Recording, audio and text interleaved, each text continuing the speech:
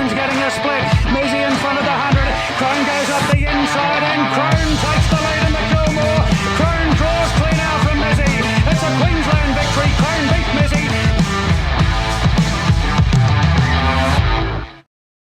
Ladies and gentlemen, welcome back to the Quaddie Poddy. Cashy, joined by Nicker, as always, mate. How are you this week? Yeah, good, mate. It's a bit of a different setup today. Couldn't get into the studio. Back in the Cashmore basement. In the basement. So, I'm heading over to the AFL tomorrow night at Blacktown. So we've moved it a day earlier. And yeah, might be a bit of an echo, but still not too bad of a setup. Yeah, no, if anything, it's better for you listeners because you get it about 12 hours earlier this week. Back to the old Thursday mornings instead of the Thursday nights. But a lot to touch on, mate, from last weekend.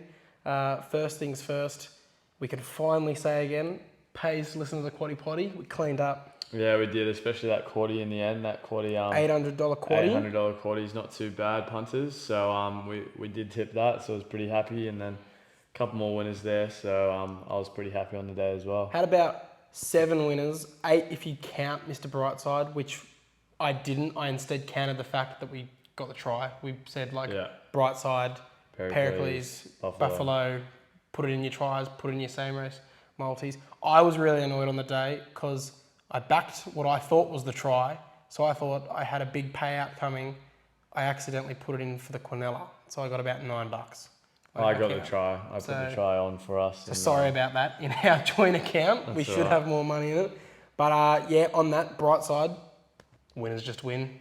Yeah, mate. I told you. He's the best horse in the country right now, maybe apart from Imperatrice. There's not much doubt there in my mind. I disagree. Fangirl's got a bit more to prove. She's good, but she's not better than Brightside just yet. Brightside's done it consistently. But yeah, he just wins. He's pretty good. Oh, it was perfectly set up for him. They went nice and fast up front. You know, Buffalo tried to steal it as was expected. You know, again, made it look like, fuck, he might actually steal it here. But then Brightside's just like, nah.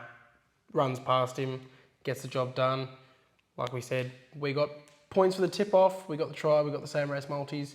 So we were happy at the end of the day. And, you know, it's always good to see fast horses run fast, and the more of that we can get, the better, because then there's more stars that people can get around. And he's up to 6 Group 1s now. It's crazy to think it's only 6 Group 1s, considering how many races he's won. Yeah. But, like, you just got to look back at it and you think so many of them have been Group 2s, 3s, and then All-Star Mile type races where they don't actually have any sort of group calibre.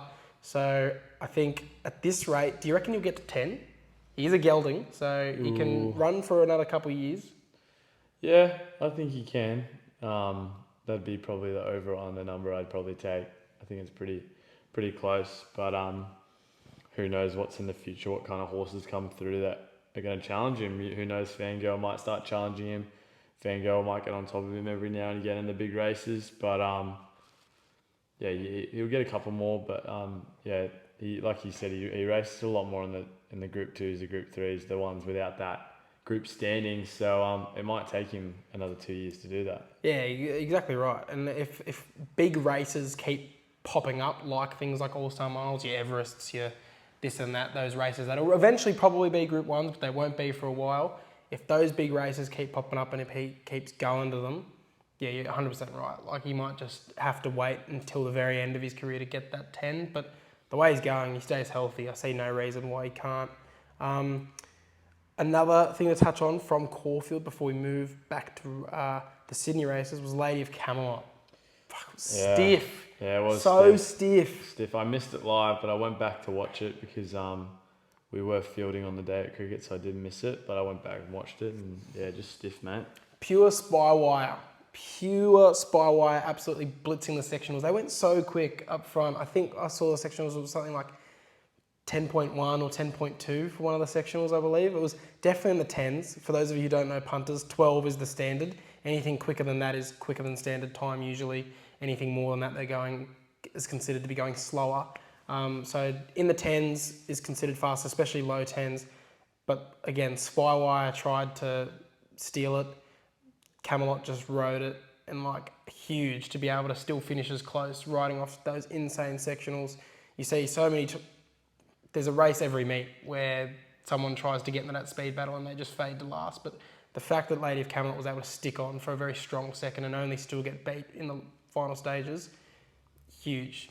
Yeah, I thought so as well. Just a bit unlucky in the end, but Do you think that may have busted her for a slipper? who knows?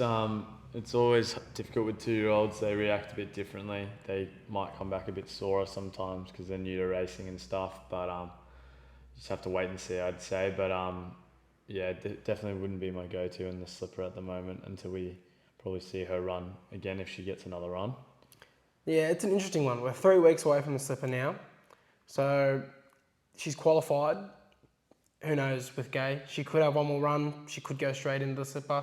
I would think she'd probably go straight to the slipper, but you never know with Gay. She might just think, yeah, you know what? Let's just whack her in one more race, get a bit of extra prize money, especially if she's thinking of maybe skipping the slipper because she's in, so she doesn't need to run. But if she decides, actually, you know what? We'll just go to one of the win you're in races and just win it and then just skip the slipper altogether. Like, not often that happens, but it's also not often that a trainer has half the field. So if she wants to send the whole crop, by all means, but she actually has the liberty to skip it with some of them. Yeah. Back to Sydney, really the main talking point, Celestial Legend finally stands above the rest. Wow. Huge for me, huge for that futures ticket that I tipped at the start of the season. Randwick Guineas next week, very, very keen. Tipped it at like 11 13s to you guys. It's now into about $6 behind Militarise, who I'm unsure if it's going to be going. Most likely will, but, you know, again, Militarise has other options. But, yeah, huge run.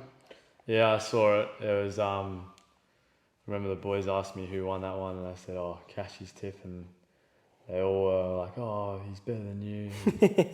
So, yeah, no, good run from Celestial Legend. So. And Les Bridge was actually saying, reckons could be as good, if not better, than Celestial Legend. I almost said Cheerful Legend. Classique Legend, Everest winner, Classique Legend. So he thinks that just as strong, if not stronger, which is a big rap considering how good that horse was. Then the only other news coming out of the last sort of week actually looks to next week. Think about it, it's meant to run first up in the Canterbury Stakes at Randwick. Imperatriz was meant to stay in Melbourne until the TJ Smith. But rumours are that they're actually thinking of coming to Sydney a start earlier, skipping the William Reid and going to the Canterbury Stakes for what would be a blockbuster head-to-head clash that they avoided all of spring. Imperatriz versus Think About It. Who do you reckon would win that clash, mate, if she does indeed come to Sydney? I like Think About It. I was my Everest winner last year. I picked it, and yeah, I think About It wins. But yeah, I think Imperatriz chose for a reason not to send her to the Everest and stuff. So yeah, we'll wait and see, I guess. But we'll talk about that next week if the rumours are true. I'd love to see it, but considering how much they value Group 1s, I'd be surprised for them to skip a Group 1 to come for I think Canterbury's a Group 2, or Group 3, but it's definitely not a Group 1. I'm positive it's not, and I'll double check that so I'm not lying here. Oh no, it is a Group 1. Oh no, it is. Yeah. So it is a Group 1. Okay, so yeah, that changes things. Yeah, I definitely can see her coming then. Sorry, punters. I 100% can see her coming there, and that would be a very, very interesting showdown, especially since Imperatriz is headed to TJ, which is back 100 metres at 1200, and then Think About It's going to the mile, so out to the 1400, the start after, I believe, into a 1600 metre, potentially into 2000 metres if it goes to the Queen Elizabeth after the Doncaster. So 2 horses that are in completely different parts of their prep, completely different prep goals. So it'll be interesting for sure. But you think About It would get the... I think so. We'll worry about it next week.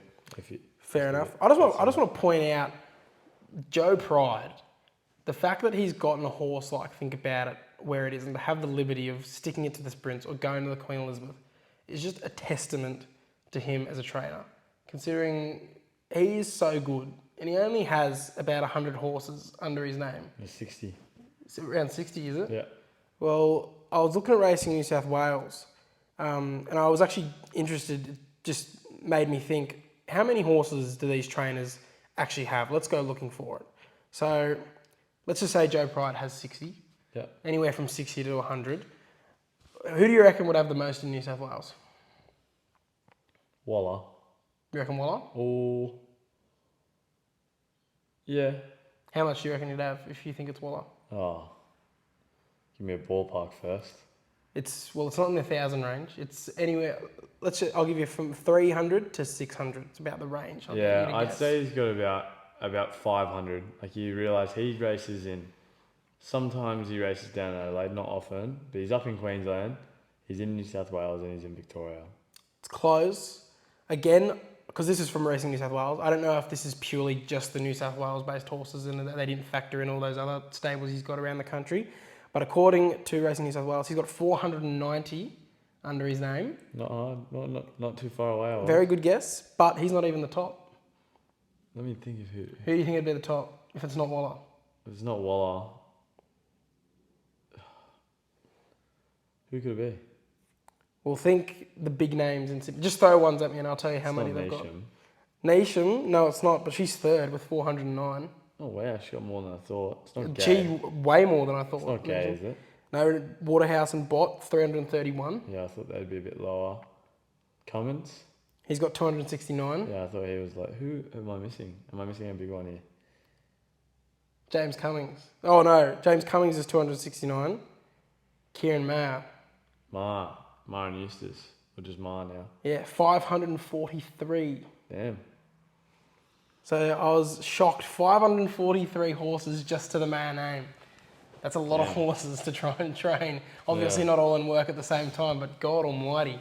Yeah. Like, and now that Eustace has gone to Hong Kong, that's a lot of horses just for one set of eyes. But we'll move on to the listener questions now, mate. Yeah, Uncle Camo asked, will J-Mac go down in history as the greatest of all time?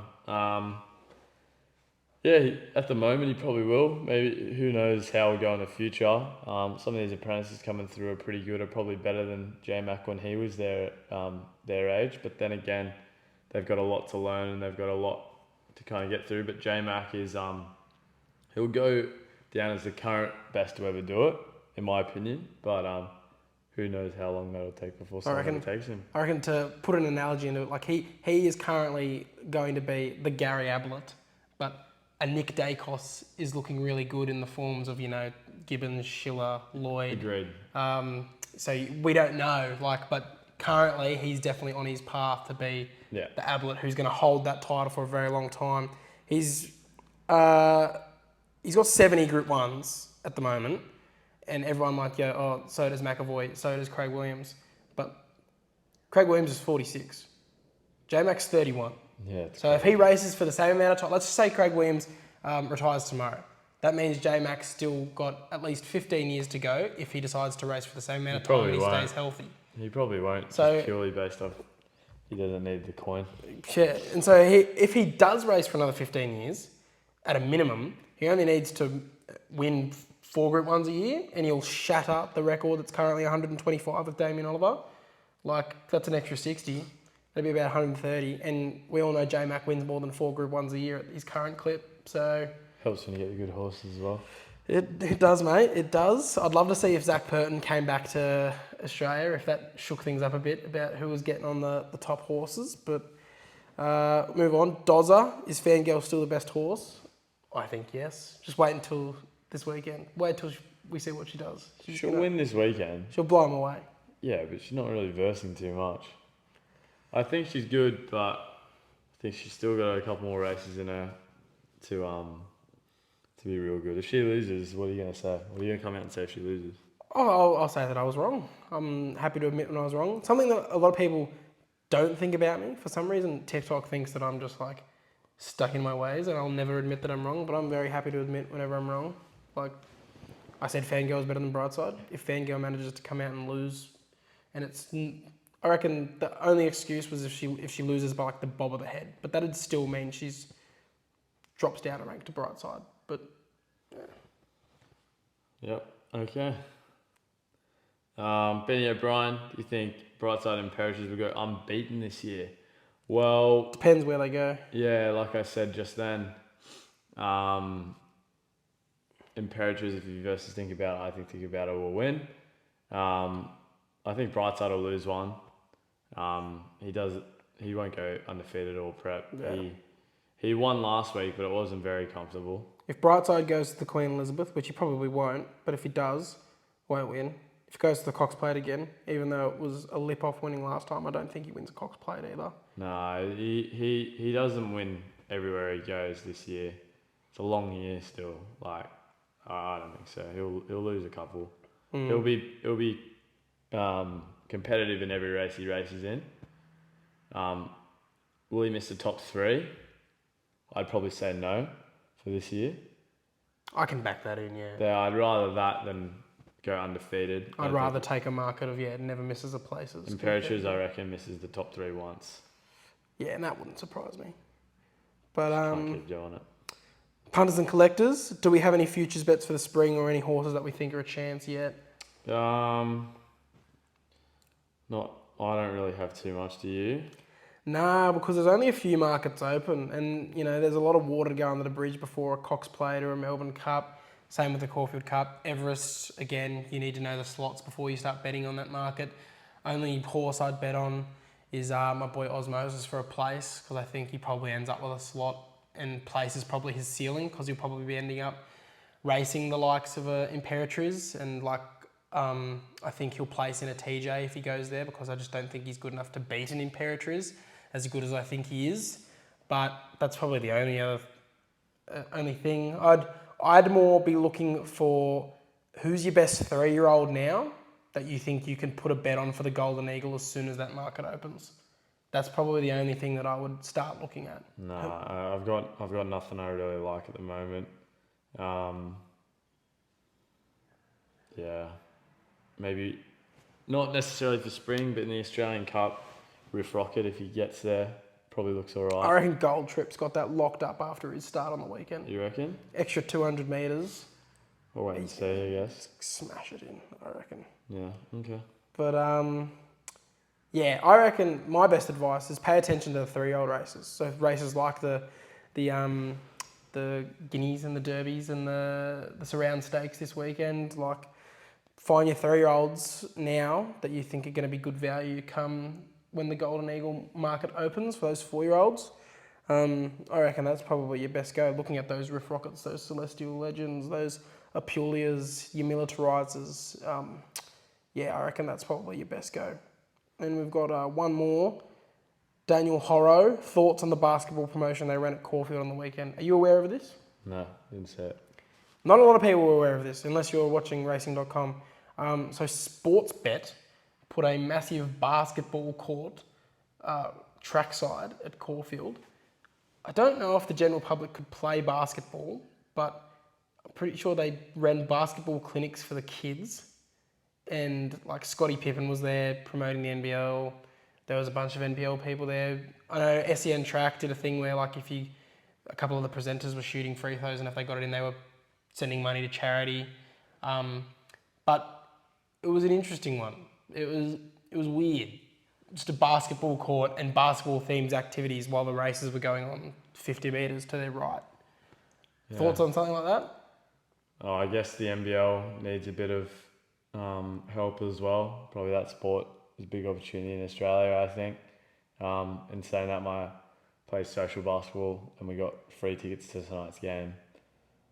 Every single player that is registered to Hornets that we play at got 4 free tickets. To the Kings game? Yeah, tonight. Is it finals yet? I don't know. I genuinely couldn't even know. I used to be a die-hard Kings fan and I haven't paid attention since Bogut retired. And it wasn't because Bogut, that just so happens to be the last year that I've never watched basketball. Paid attention. I watched the NBA sometimes. I used to never miss a Kings game. Never. Back when Benny Madgen used to play and then when Bogut came through. But then, in the last couple of years, I've just clocked off completely. But I'll say, good idea to have a crack, but just strange in my opinion. Yeah. Very strange place to try and cross-promote. Good try, but just strange. I'd need to see it happen a few more times and for it to be successful for me not to think it was a very strange cross-promotion synergy there. But apart from that, mate, anything else to touch on before we move on? No. All right, punters, if you like what you're hearing, you like what you're seeing, Give us a like, share, and subscribe on YouTube. Give us a 5-star rating on Apple Podcasts and Spotify. We're aiming by springtime this year to get to 100 5-star ratings on Spotify. Currently, we're sitting at 72. So smash that 5-star rating. It really helps us get into the ears of new listeners. And other than that, mate, quick shout out to our good friends at Dabble. Yeah, big shout out to Dabble. We'll be tipping on them today, so most of your prices will come from them. Any bets we mention, go to our profile, click our tip, goes into your bet slip. Sorry, I just stuffed that up. But anyway, follow Dabble. At the Mock Sports, one click, copy bet button, straight into the bet slip. And make sure if you're doing so, gamble responsibly, set a deposit limit, think about what you can be buying instead. Join the 27,000 other punters following us on Dabble. Click the link in our bio, download today and use the code TheMockSports to let them know we sent you. Okay, mate, the track is currently a soft 5, but it is sunny in the lead up to race day, but there is rain predicted on race day. So I reckon we'll probably start good 4, soft 5 maximum, but it just depends how much rain comes down on race day, if it even does, to see if we push out to the 5, 6, 7 range. But there's only a few mils predicted, but we all know that weathermen can get it horrendously wrong, as they have done on Surround Stakes Day in the past. I think the last 2 years they've gotten it wrong. They said it was going to be sunny a couple of years ago, and it was a heavy 10. They said it was going to rain last year. It was very sunny and completely dry deck, so just monitor that. But the rail's also in the true position, I believe, so it should be as fair gets, punters, as we move into the start to move towards the pointy end of autumn. So straight to the point here in race 1, you've got the 1100 metre midway. I'm just going to go with Mad Darcy. Was on her last start, Nick, when she absolutely stormed home behind Marshall Music, who's also here, is the favourite here as well. But she gets a bit of a weight swing on him and gets an extra 100 metres to really stretch out. So I think she's ripe for the picking to be able to turn the tables on the favourite here. $6 to win, $2.25 to place. Mad Darcy in the first Takashi.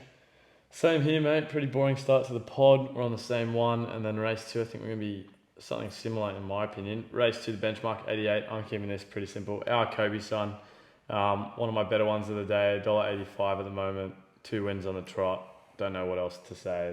It's a pretty good horse. He's giving me Shelby 66 vibes, like that pure country horse that all of a sudden gets city caliber talent, and I wouldn't be surprised if he wins a big race this year. I don't know if it'd be Group 1, but I definitely can see him getting up into stakes class, Group 3, Group 2 listed, and really getting a big win. He's just rising throughout the grades. Tashi, probably a nice each way chance, will probably run up its backside.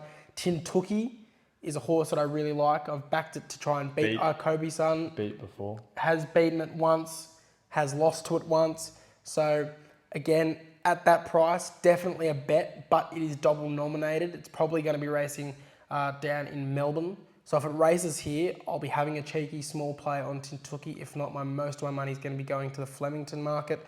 But yeah, our Kobe son probably just gets the job done here. Short, sweet, simple, $1.85. Probably not a race I'll be betting in, which is probably going to be a lot of the races at Randwick this weekend. But yeah, should be winning. Race 3, Highway, again, I'll be straight to the point, perennial. Beware the unbeaten horse is the old saying. 3 out of 3 this horse is yet to put a foot wrong. Bullock sticks as it has all the way through. Distance looks like it won't be an issue, even though it's coming there for the first time. $4.20. Happy to take perennial. I'm taking compelling truth here. The only thing that really worries me is the barrier. Gets a better barrier, wins pretty easily in my opinion. $4.80 comes to the class 3 with the Highway. Won some low benchmarks before that, but taking compelling truth here. Race 4, interesting one here. You got another 2-year-old. Storm Boy's your favourite, $1.30. I don't think he loses. If $1.30, he was $1.18 a couple of hours ago. It's ridiculous. Yeah. I mean, this is a win and you're in race as well, even though he's qualified already, but this confirms it. If he wins, he's guaranteed a spot in the slipper. He'll probably come out, he'll probably smash them, he'll probably firm into like $2 or something silly for the slipper. He's looking very hard to beat in everything he goes to. He's just a tank of an animal. He wins, he'll be my tip, but if you want to have a play for a place here, Parkour for a place will be my $2 for a place, but Storm Boy will be my winner. So yeah, Storm Boy wins. Thank you, next. Won't be betting on it. If you're desperate, Prost for the upset for the stablemates. Also a decent Waterhouse chance. heading into the slipper, but Hieronymus off, like, genuinely, even if Mark wins it. So I don't know if Gay's had her say in saying that she wants to keep him. I think they've agreed that Markwin probably takes for the slipper. McDonald. Was it McDonald that? I thought Markwin was coming over and... No, Moore. Oh, Markwin's Moore, coming. Markwin's coming to ride. I'm not sure who he's booked on for the slipper, but Moore is the one that's probably going to fly in, fly out for slipper day. But there has been a lot of contention. J-Mac joked about it. I think it was J-Mac who joked about it on radio, saying like if Moore wants it, he'll probably get it. But like Switzerland and Stormboy will be the two Cornwall-owned horses. One or the other will be on, and essentially Moore's probably going to come in and just say who he wants, and that's who will ride, and J-Mac will ride the other. But again, imagine if he goes under just because Hieronymus off. That'll be very funny to watch. But race 5, open race here at 2,000 metres for the benchmark stayers. Logan Street Lion looks quite dangerous, as does the favourite Redstone Well, and probably Louisville's another horse that I could entertain as an each-way play. However, I'm going to stick fat. Miracle Spin ran some of the best sectionals of the day last start and was the best sectionals of that race. Jumps steeply to a much more suitable distance of 2,000 metres here. Should get shuffled to the back though from that inside barrier. It gets back in general, but as I've said many times on this pod, the 2,000 metre start at Randwick's a bit of an awkward one. It's right on a bend, so if you want to get forward, you have to work pretty hard to get up there. Otherwise, you're getting far back. But as long as he doesn't get like 10 lengths back, as long as he's within striking distance, I think he'll run over the top of them. $8 to win, $2.60 to place. I'm going for Logan Street Lion here, $6.50. Last start, the 1,600, looked pretty well behind Redstone Well. Obviously, your favourite there. Gets an extra 400 metres. Should be peaking for this one. Third up, $6.50. I like it in this one. So it'll be my tip for the 5th as we head over to the 6th. Another boring one for me. 1,200 metres. Manal's your favourite, and I'm going to be with her. Love the way she goes about it. Was one of my better picks out of the yard from the 100% from the 2-year-old trials. Backed it at $51, so can't complain there. But yeah, it'll be my tip, Manal. I think she wins. Another win in your in race for the slipper. I don't think she's a slipper winner, as I've said a couple times so far. I think she's just going to get better as she goes out.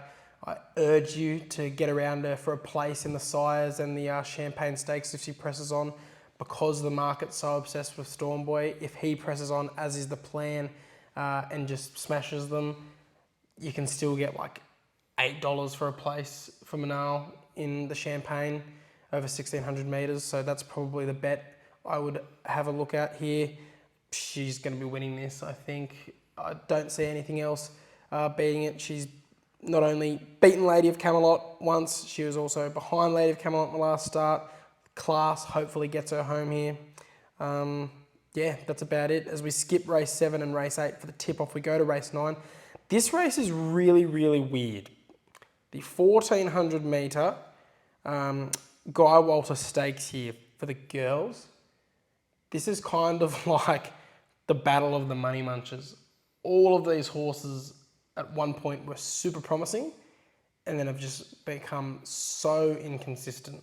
And it's a shame, considering you've got like Duis and Hinged here, two really, really strong horses that probably should be in the Very Elleegant Stakes, but they've just dropped off a cliff so badly they end up being here.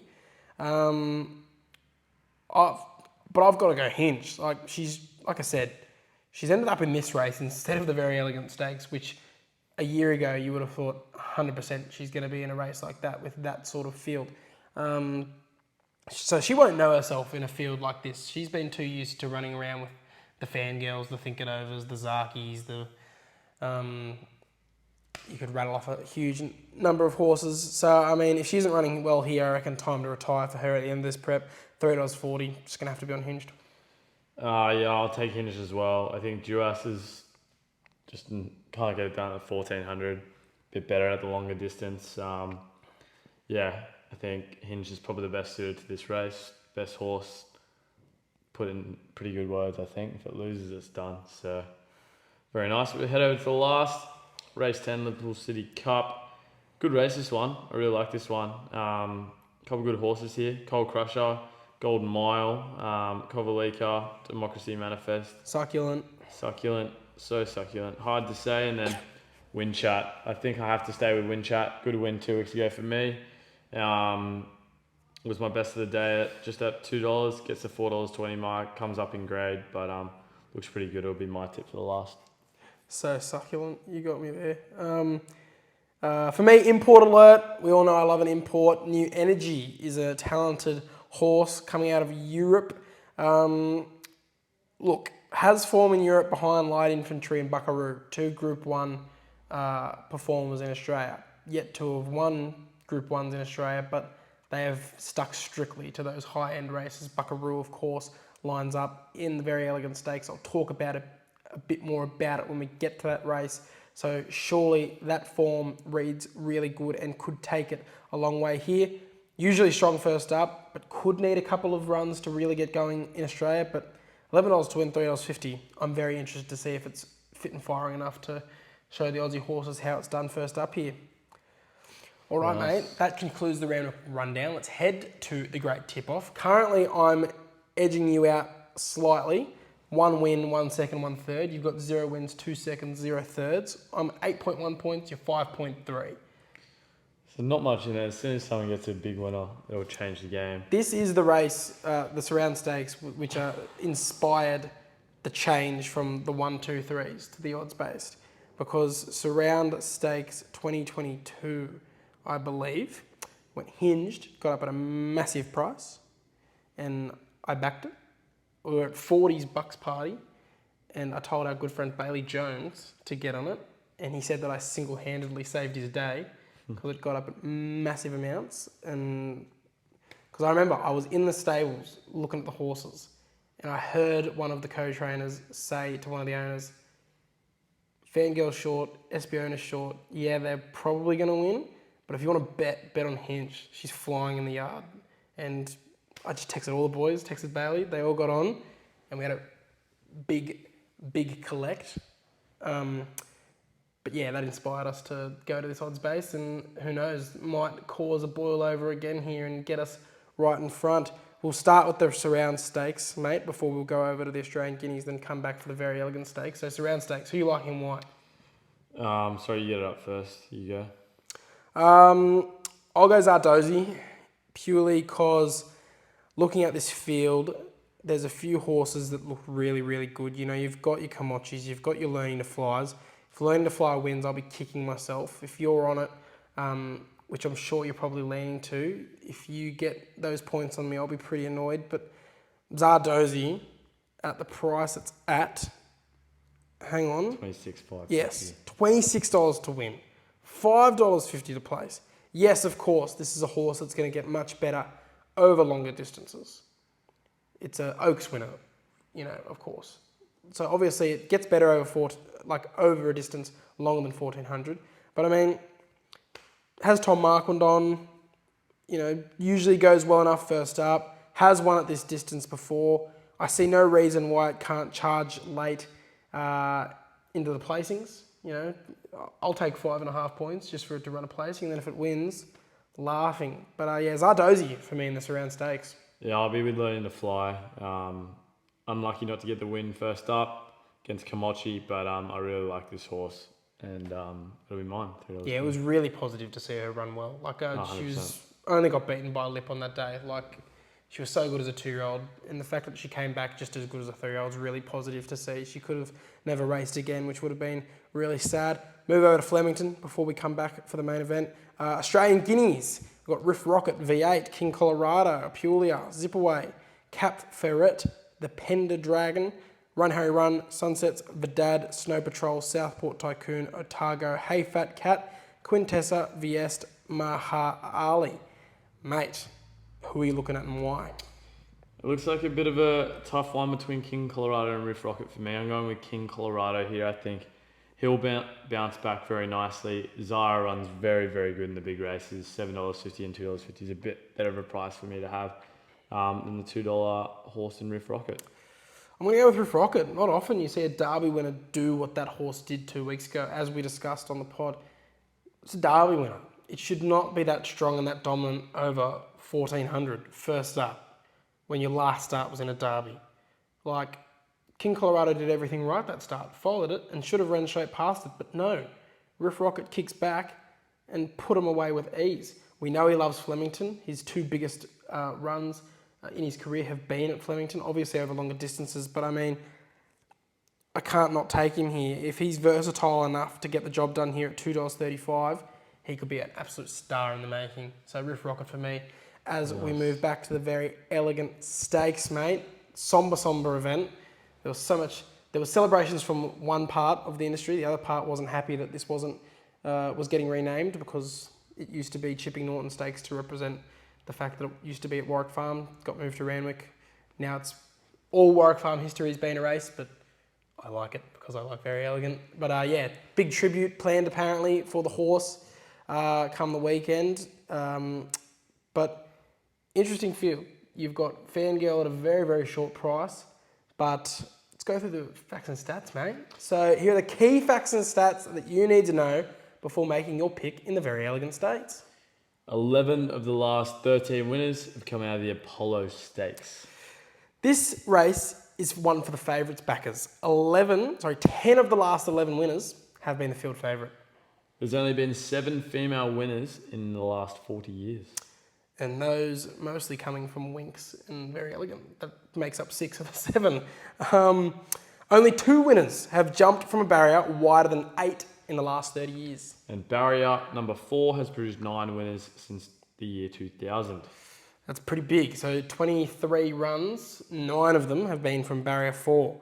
So, I mean, looking through the field, like it sort of aligns again for the most part to Fangirl, apart from that female statistic. Because, I mean, you know, Fangirl, it's a favourites race, Apollo Stakes race, but then you've got the female statistic and you've also got the barrier statistic. Okay? Don't usually jump from barriers wider than 8. She's in barrier 10. You know, so if you go on that logic, Navajo Peak in barrier 4 at $34 might not be a terrible bet if it's got that, you know, barrier 4 omen on it. But thoughts, mate, just on face value, is Fangirl unbeatable? I don't think she's unbeatable. You can't be on her for a betting point of view at this price. There's better options for betting. Can she win? She should win after that first run. I'm not convinced she's the best horse in the country, so I don't think she'll. I think she'll win, but if I had to go for someone else, I think Cascadian is going to be mine. Go for a bit of value, $2.90 for a place, $16 for a win. She got slaughtered last run by Zach Lloyd, absolutely slaughtered. Even said, I'm pretty sure there was jockey interviews after, and he said, "Yeah, horse is absolutely flying, but it's all my fault. I stuffed that race up." So he came out and said it, but yeah. Cascadian for me, good horse, maybe a bit too old, but I'm going to give it a go here. Jockey change, so. Fair enough, gets Tom Marquand on board. Buckaroo for me, Fangirl wins, yes. But as has been the case for most of the races so far, we need to look elsewhere for the points and we'll play those trifectas, those same race multis instead. So I think Buckaroo, again, was really nice in that Apollo, despite not really getting near Fangirl. Was 3.2 lengths off. Ran on enough to suggest that the extra 200 metres, a better steer, can sneak into the places there at $12 to win, $2.45 to place. But again, from a betting point of view, I'll probably just go Fangirl, win, Buckaroo, top 4, same race multi. That should pay about $3, $3.50. I was checking the markets earlier. But yeah, Fangirl just wins. Winners win. Fair enough. All right, mate, we moved to the, not the Quaddie, around the grounds. Have you found anything around the country? Yeah, I got a couple this week. Race 5 at Flemington, Inhibitions, $8. Race 6 at Flemington, another Will at $1.70. Caballas, race number 7 at Flemington, $3.70. Then race 9, a Tissue wins at $4.80. Lovely. Race 1, Tim Tookie, $3.40. Spoke about it earlier in the show. More likely to come here if it handles the straight. I'll be taking that bet every day of the week. I think it just wins. Race 5 is the only other one I've got. Satin Silk, $14 to win, $3.70 to place. Big fan of this horse. Rarely does me wrong. 3 out of 4 wins so far this prep. Can make it 4 out of 5 here at big odds. Again, just needs to be able to handle the straight, in my opinion. And she should be in the money, if not win. As now we move to the Quaddie, let's try and go 2 weeks straight, mate. Let's try and land a big one. Yep, we've got Cascadian, Just Fine, Fangirl, and Buckaroo. In race 7, race 8, we've got Loon, The Fly, Komochi, Zardozi, and Tiz Invincible. In race 9, we've got Duas, Hinged, Alentia, and Osbred Flirt. Race 10, we've got New Energy, Wind Chat, Cold Crusher, and Kovalika. $50 gets you 19.5% as always. Yes, again, the typical mocks, 4 in each race, just to cover in case there's a boil over. But I reckon the riskier punters could go 1 out with Fangirl. If you're brave enough, that'll get you a much bigger percentage. And that'll probably be the name of the game if all favourites are getting up and Fangirl being at $1.50 won't pay a lot. But we move to the best bets around the country, mate. If you're going to have one bet, where's your money going? I'm stuck between 2, if it's going to be Manal or if it's going to be Al Kobe-son. I think it's going to be Al Kobe-son. I think he's my best of the day. I think he's at $1.90 now. Might float out to $2. Just a class above that horse. He's pretty good and I think he'll win pretty early in the day. Yeah, if our Kobe-son gets out to $2, I'll definitely be betting into that race. But under $2, no thank you. My best bet has to be Riff Rocket in the Guineas. I was just so blown away by what he did first up. Again, you don't often see Derby winners doing that so dominantly over a shorter distance first up. So comes his second up, Waller horses always go to another level second up, if he even can from that first up run. So yeah, I'm just really keen to see what he can do. $2.35, double your money. Buy me a beer if it gets up. I'm on fire this year. I've had a good start to the year. I'm beating you at the moment with the best bets. Managed to land Dunkel last week. Hopefully go 2 weeks straight. Very nice. Anything to say before we sign off, mate? Yeah, it's all good. Best of luck this week, punters. Too easy. I'll be down there at Randwick on the weekend. If you see me, come say good day. I always love seeing the mock community out in the wild. But other than that, good luck. Gamble responsibly. Save your money for the next few weeks. Golden Slipper in 3 weeks, and a few weeks after that, the championships. That's when we bet, mate. All right, we'll see you next week, punters.